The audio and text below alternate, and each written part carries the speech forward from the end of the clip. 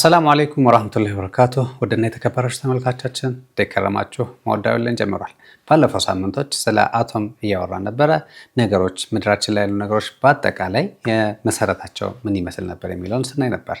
ለዛሬ ደግሞ በቀጠሯችን መሰረት ዓለማችንን እያስጨነቁ ካሉ ጉዳዮች ላይ ስፔሻሊ ደግሞ በተለይ ከጦርነት ጋር በተያያዘ ከጦር መሳሪያ ጋር በተያያዘ የኒውክሌር ቦምብ በጣም አስጨናቂ አስፈሪ የሆነ ጉዳይ ሆኖ መጥቷል። በተለይ ደግሞ ኒውክሌር ቦምብ በጣም አስጨናቂና አስፈሪ የሆነ ጉዳይ መሆኑ ከዘመናት ጀምሮ የመጣ ነው። በተለይ ደግሞ ከሁለተኛው የዓለም ጦርነት በኋላ ዓለማችንን የሚያስጨንቅ ጉዳይ ነው።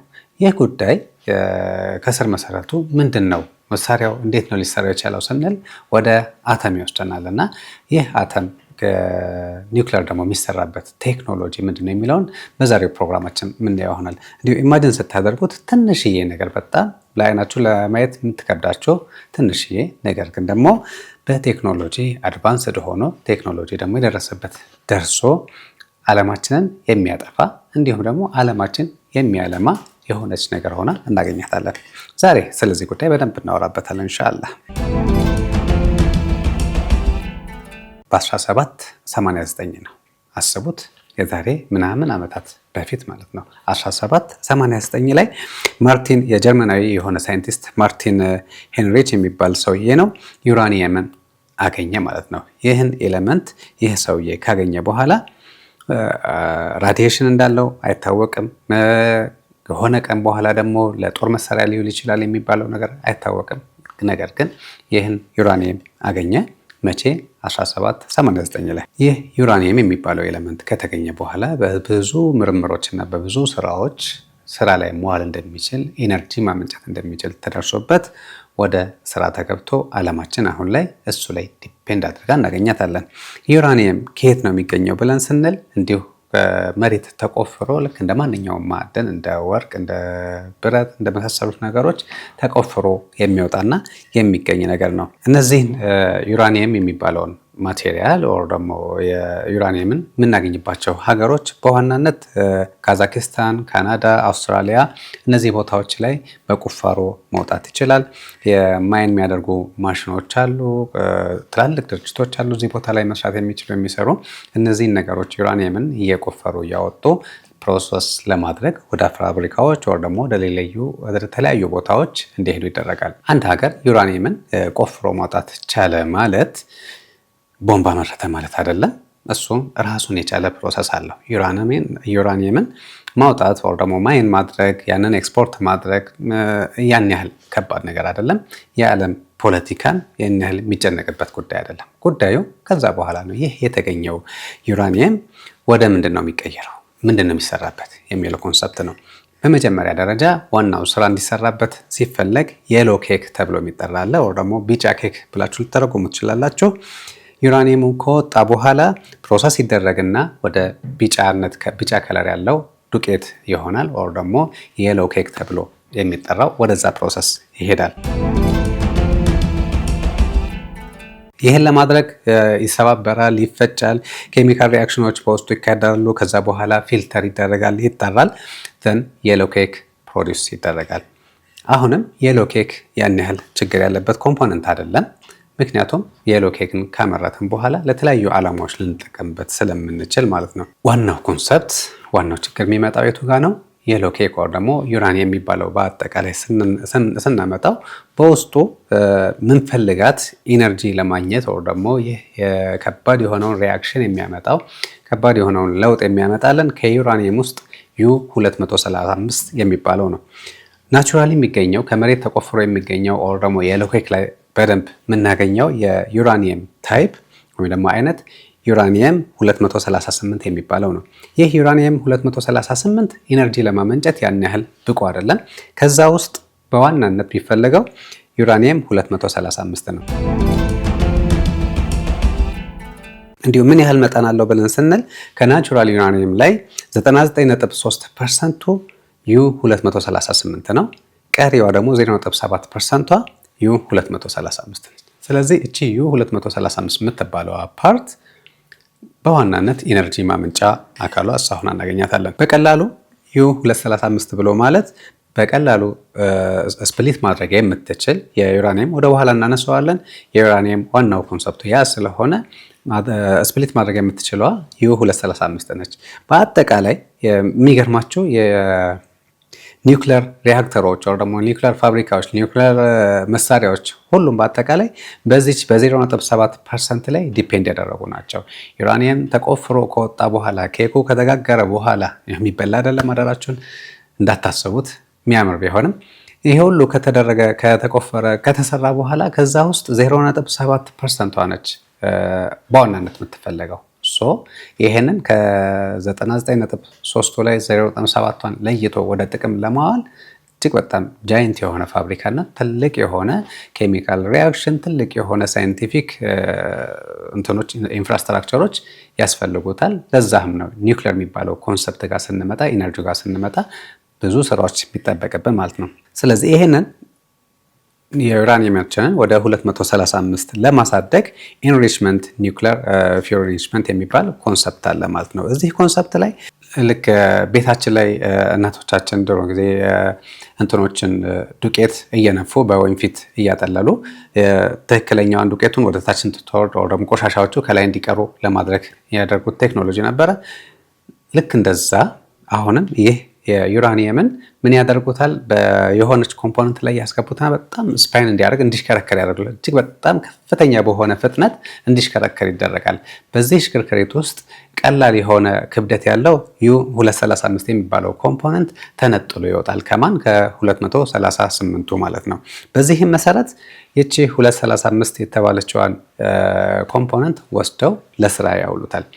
የኒውክሌር ኢነርጂ ማመንጫዎች ለምሳሌ ኤሌክትሪክ ኃይል ለማመንጨት የሚጠቀሙበት ፋብሪካዎች የዩራኒየምን እቺ ዩ235 የምትባለውን የሚፈልጓት ከ3 እስከ 5% ያስፈልጋቸዋል ማለት ነው። ከባዱ ነገር ደግሞ ሀገራት በአሁኑ ሰዓት የሚፋጁበት አንገት ለአንገት ተናንቀው የሚጣሉበት እርስ በራስ እየተያዩ የት ጓን ያለው የሚለውን ቼክ የሚያደርጉበት ፓርቲቱ ጋር ነው። የጦር መሳሪያ ማምረት የሚባለው ኮንሰፕት ጋር ነው። የጦር መሳሪያ ለማምረት ወይ ደግሞ ኒውክሌር ቦምብ ለማምረት 90% እና ከዛ በላይ ዩ235 ያስፈልጋል። ስለዚህ አንድ ሀገር እኔ በኒውክሌር ኢነርጂ ሀገሬን ኤሌክትሪክ ኃይል ማመንጨት ያስፈልገኛል እሱን መገንባት እፈልጋለሁ ብሎ ካለ የሚያስፈልገው የዩራኒየም መጠን የዩ235 ስንት ፐርሰንት ማለት ነው? 3 እስከ 5% ነው። ከዛች ፐርሰንት ፈቀቅ ማለት ሲጀምር ከፍ ማለት ሲጀምር ሀገራት ይንጫጫሉ ማለት ነው። በተለይ ደግሞ አሁን ላይ ኢራን እና አሜሪካ የሚጣሉበት የኒውክሌር ፕላን የኒውክሌር እቅድ እየተባለ ዋናው የጫጫታው ምንጭ እዚህ ጋር የምትመረተው የ235 ዩ የእሷ መጠን ከፍ ዝቅ ማለት ለጦር መሳሪያ ነው ወር ደግሞ ለኃይል ማመንጫ ነው የሚባለውን ነገር ዲተርማይን ስለሚያደርገው በዚህ ቁጥር ላይ ዲፔንድ ያደረገ ጭቅጭቅ አለ። አላህ ሱብሓነሁ ወተዓላ ጦርነቱን ካብ ያደርግልን፣ ለእኛም ተርፎናል። የዚሁ ጭቅጭቅ ዋነኛው ምንጭ ሆኖ እናገኘዋለን። ይህ ዩራኒየም 235 የሚባለው እንዲሁ ተመረተና ተቀመጠ የሚባል ነገር ሳይሆን ትንሽዬ ካፕሱል የምታክል 1 ሴንቲሜትር በ1.5 ሴንቲሜትር ከፍታ ያላት ሴራሚክ ተመርታ ነው የምትወጣው። እቺ የተመረተችው ምርት ሴራሚክ መስላ ትቀመጣለች። ከዛ ወደ ቲዩብ ውስጥ ይገባና ያ ቲዩብ ደግሞ እንደ ፊውል ሆኖ ያገለግላል ማለት ነው።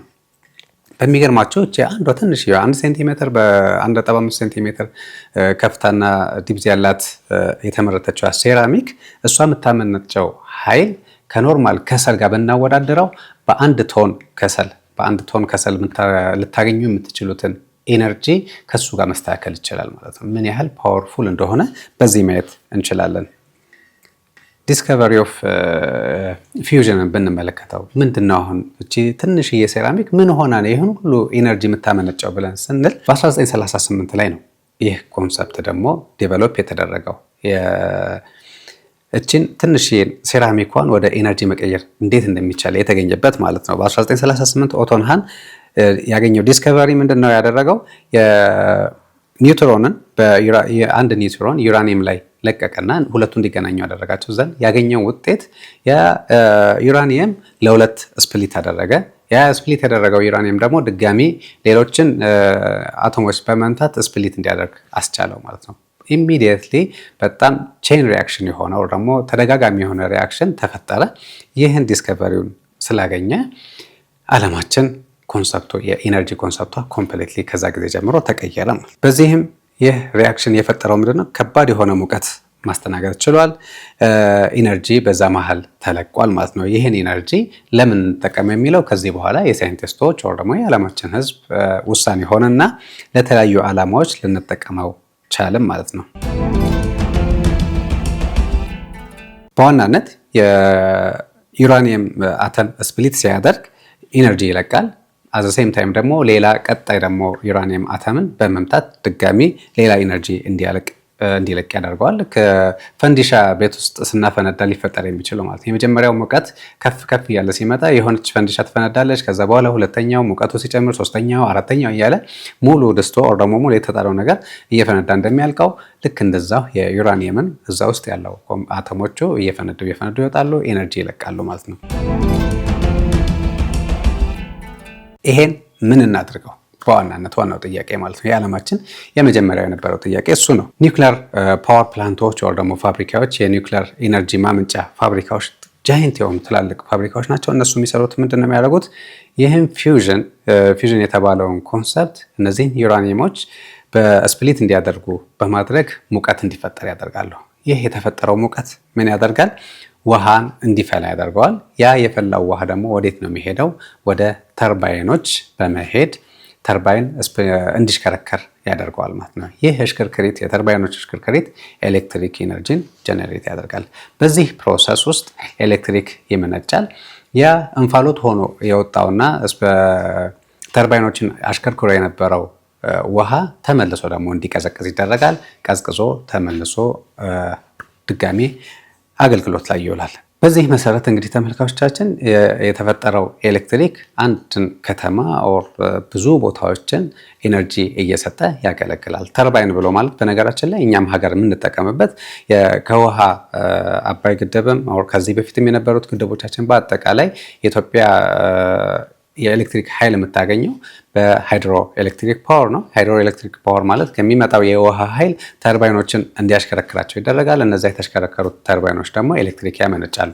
ወደዚህኛው ጋር ደግሞ ስንመጣ ይህ ውሃ ከኮንትሮልድ በሆነ ሜካኒዝም የሚመጣን ውሃን እንዲፈላ ይደረጋል። ይህ የፈላው ውሃ የሚያመነጨው እንፋሎት ያ እንፋሎት ነው ተርባይኖቹ የሚያሽከረክረው። ከኛ ሀገር የሚለየው የኛ ሀገር ትክክለኛ ውሃውን ሲሆን የምንጠቀመው፣ እዚህ ጋር ግን ኒውክሊየር ሪአክተር ያለባቸው አገሮች ላይ የሚጠቀሙት የውሃውን እንፋሎት ተርባይኖችን እንዲያዞር በማድረግ ይጠቀሙበታል። ያ ውሃ ደግሞ እንፋሎት ተመልሶ ወደ ውሃነት ይቀየራል። ውሃው ሪሳይክል ያደርጋል። ዌስት የሚሆን ነገር አይኖርም ማለት ነው። ይህን እየተጠቀሙ ያሉ ሀገሮች በዋናነት አሜሪካ፣ ፈረንሳይ፣ ቻይና፣ ሩሲያ፣ ጃፓን እና የመሳሰሉ ሀገሮች ይህንን ቴክኖሎጂ በሰፊው እየተጠቀሙበት ይገኛሉ። በነገራችን ላይ ይህን ፋብሪካ ማቋቋም የፈለገ ሀገር ከ6 ቢሊዮን እስከ 10 ቢሊዮን ዶላር እና ከዛ በላይ ኮስት ያደርገዋል ማለት ነው። ነገር ግን ይህ በጣም ሃይ ኢንቨስትመንት የሚፈልግ ቴክኖሎጂ ያለበት ተቋም ከተገነባ በኋላ ማገልገል የሚችለው ከ40 እስከ 60 ዓመታት ድረስ ሊያገለግል ይችላል። ረጅም ዓመት የማገልገል ብቃት አለው። በነገራችን ላይ ቴክኖሎጂ የሰው ልጅ ሕይወት እጅግ በጣም ቀላል ከሚያደርጉ ጉዳዮች አንዱ ሆኖ ስናገኘው፣ ልክ እንደዛው ደግሞ በቀላሉ የሰው ልጅ ሊያጠፋ የሚችል መሆኑንም እንረዳለን። ይህ ደግሞ የሚያሳየን ኒውክሊየር ቦምብ ነው። ኒውክሊየር ቦምብ በሁለተኛው የዓለም ጦርነት ይህ ቴክኖሎጂ ኒውክሊየር ሪአክሽን የሚያመጣውን ኢፌክት ከተረዱ በኋላ ሌሎቹ ደግሞ ወደ ቦምብነት ቀየሩት። አንድ አይነት ቴክኖሎጂ ነው፣ ተመሳሳይ ኮንሰፕት ነው። ነገር ግን የሰው ልጅ ሕይወት ለማጥፋት የሚውል ማለት ነው። ሁለተኛው የዓለም ጦርነት ላይ በተግባር ውሎ ጃፓን ላይ ተጥሎ 2 ከተማዎችን አውድሞ ኢፌክቱ እስካሁን ድረስ የምናየው የሆነ ከባድ የሆነ ጥፋት ያለው ቴክኖሎጂ ሆኖ ኦር ደግሞ የሰው ልጅ ሕይወት ሊያጠፋ የሚችል ነገር ሆኖ እናገኘዋለን። ብዙ ሀገሮች ይህ ቴክኖሎጂ ታጥቀውት ይገኛሉ። ደግሞ ይህን መሳሪያ አሜሪካ፣ ሩሲያ፣ ቻይና፣ ፈረንሳይ እያልን ልንጠቅስ እንችላለን። ፋይናሊ ምናልባት አሁን ኢራን ይገባኛል አይገባኝም ጭቅጭቁ ያ ይሆናል ማለት ነው። እናንተ ኖራችሁ እኔ ለምን አይኖረኝም? ከዚህ በኋላ ማንም ሀገር ሊኖረው አይገባም። ምክንያቱም ይህን የታጠቀ አካል በማንኛውም ሰዓት ቢያጠፋ መሳሪያውን ቢተኩስና አደጋ ቢያደርስ ዓለማችን ትጠፋለች የሚል ኮንሰፕት ስላለ ከዚህ በኋላ ማንም ማምረት አይገባውም የሚል ኮንሰፕት አለ። በተመሳሳይ ሁኔታ ደግሞ ማን ኑሮት ማን ይቀራል የሚለው ኮንሰፕት አለ። ይህ ነው እንግዲህ ዓለማችንን እያጨቃጨቀና እያታገለ ያለው ማለት ነው። ይህ ቴክኖሎጂ ወደ ቦምብ ሲመጣና ይህ ቴክኖሎጂ ፋብሪካ ላይ ሲሰራበት ልዩነታቸው ፋብሪካ ውስጥ በጣም ኮንትሮልድ በሆነ ቦታ ላይ አቶሞችን ስፕሊት ሲደረጉ ተጨማሪ አደጋ እንዳይደርሱ እዛው እርስ በራሳቸው ብቻ ሪያክሽኑ እየፈጠሩ የሚፈለገውን ሙቀት እንዲሰሩ ኮንትሮል የሆነ ስትራክቸር ውስጥ ተደርገው ነው የሚሰሩት። ቦምብ ሲሆን ግን በማንኛውም ቦታ ላይ ነው ሊጣል የሚችለው። ክፍት የሆነ ቦታ ነው። ኢሚዲየትሊ እንደፈነዳ ስፕሊት ማድረግ ሲችሉ አቶሞቹ ስፕሊት ሲያደርጉ ኢሚዲየትሊ የዛን የሚያመነጩት ሙቀት እዛ አካባቢ ላይ ይሰራጫል። አክቹዋሊ ሙቀት ብቻ አይደለም ሬዲዬሽን ጭምር ነው። ይህ ሬዲዬሽን እጅግ በጣም ከፍተኛ የሆነ ጉዳት ያደርሳል። የሙቀት መጠኑ በሚገርማቸው ምናልባት የፀሐይ ሰርፌስ ላይ ከምናገኘው የሙቀት መጠን ከዛ የከፋና የበለጠ ሆኖ እናገኘዋለን። በነገራችን ላይ ተቀጣጥሎ ወር ደግሞ ኃይሉን በትኖ የሚጨርሰው በሰከንዶች ነው። በአንድ ጊዜ ኃይሉን ሉዝ ያደርጋል፣ ይበታተናል ማለት ነው። ነገር ግን ኢምፓክት ወር ደግሞ የሚያደርሰው ጉዳት ለዘመናት የሚቆይ ነው። ፋብሪካ ውስጥ ሲሆን ግን በትንሽዬ ቦታ ነው ተጠብቆ ተሸፍኖ ወደ ውጭ እንዳይወጣ ተደርጎ ነው ኢነርጂው የሚመነጨው። እንደዚህ ተደርጎ የመነጨው ኢነርጂ በተደጋጋሚ ሪዩዝ ይደረጋል። ከዛ የሚያመነጨው ደግሞ ኃይል ወደ ውሃ ማፊያነት ተቀይሮ ነው ኤሌክትሪክ የሚያመነጭልን። እዚህ ደግሞ ያ የመነጨውን ኤሌክትሪክ የሚጠቀሙ የነበሩ ሰዎችን በሰከንዶች እናጠፋበታለን ማለት ነው። ኒውክሊየር ኢነርጂ ወይ ደግሞ ኒውክሊየር ቦምብ፣ ሁለቱም ጋር ደግሞ ስንመጣ አንድ የሚያሰጋን ነገር ከተጠቀምንበት በኋላ የቦምቡን ኦልሬዲ ያልተጠቀምንበትም ሰው አጠፋንበት ነው። የኒውክሊየር ፋክተሪዎች ደግሞ የኃይል ማመንጫዎችን ከተጠቀምንበት በኋላ ምንድን ነው የሚደረገው? ዌስት ይኖረዋል። መቼም ማንኛውም የተጠቀምንባቸው ነገሮች ቆሻሻዎች ይኖራቸዋል። እነዚህ ቆሻሻዎች ምንድን ነው የሚደረጉት? እንዲቀዘቅዙ ይደረጋሉ። ከዛ በኋላ ደረቅ በሆነ ቦታ ላይ በኮንቴነር ውስጥ ታሽገው እንዲቀመጡ ይደረጋሉ።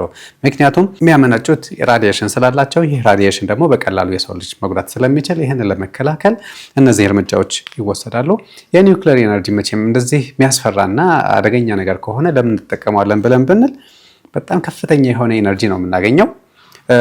ካርቦን ኢሚሽን ደግሞ ካርቦን ልቀቱ በጣም አነስተኛ ነው። ሪላያብል የሆነ ደግሞ አስተማማኝ የሆነ ኤሌክትሪሲቲን ይሰጠናል። እነዚህ አድቫንቴጆቹ ናቸው። ጥቅሞቹን እነዚህ እናገኝበታለን። ሌላኛው ግን በጣም ውድ ነው። ፋብሪካውን ለማቋቋም ምናልባት ከ6 እስከ 10 ቢሊዮን ወይ ደግሞ ከዛ በላይ ቢሊዮን ዶላሮች ያስፈልጓቸዋል እንደ ሀገር።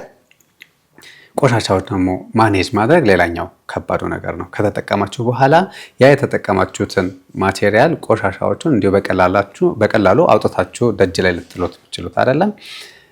ምናልባት ባህር ውስጥ ኮንቴነር ውስጥ፣ ይህ ኮንቴነር ደግሞ በጣም ጃይንት የሆነ ኮንቴነር ማቀዝቀዝ የሚችል ራዲዬሽን እንዳይወጣ ማድረግ የሚችል ብዙ ፋሲሊቲዎች የተሟላለት ነገር ላይ ነው ልታስቀምጡት የምችሉት።